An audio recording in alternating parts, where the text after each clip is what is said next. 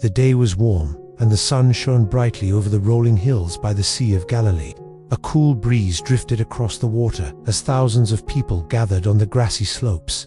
Mothers carried their children, fathers held little ones on their shoulders, and friends sat close together, all eager to see and hear Jesus, the teacher who spoke with kindness and power. Jesus sat on a rock at the top of the hill. His eyes shone with love as he looked at the crowd.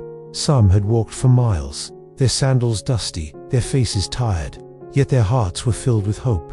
They had come to hear his words and see his miracles. The people grew quiet as Jesus began to speak. His voice was gentle but strong, carrying over the hillside like a song on the wind. He told them about God's love, about peace, and about how each person was precious. All day the people listened.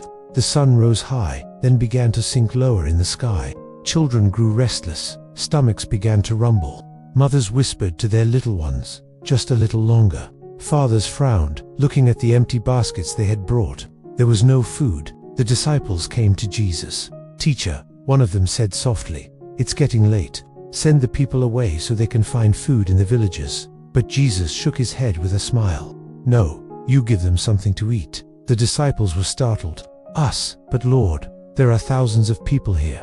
We don't have enough food." Just then, a small boy stepped forward.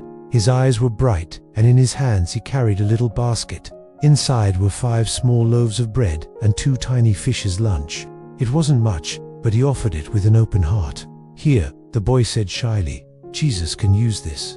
The disciples looked at one another, unsure. 5 loaves and 2 fish for 5,000 people. But Jesus smiled at the boy, took the basket in his hands, and lifted his eyes toward heaven.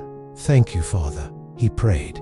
Then, breaking the bread into pieces, Jesus gave it to his disciples. "Go," he said, "and share it with the people." The disciples hesitated, but they obeyed. They carried the bread and fish into the crowd and began to pass it out. Something amazing happened. Each time a piece was given, there was more bread to share. Each time a fish was handed out, another appeared. The baskets never grew empty. The people gasped in wonder.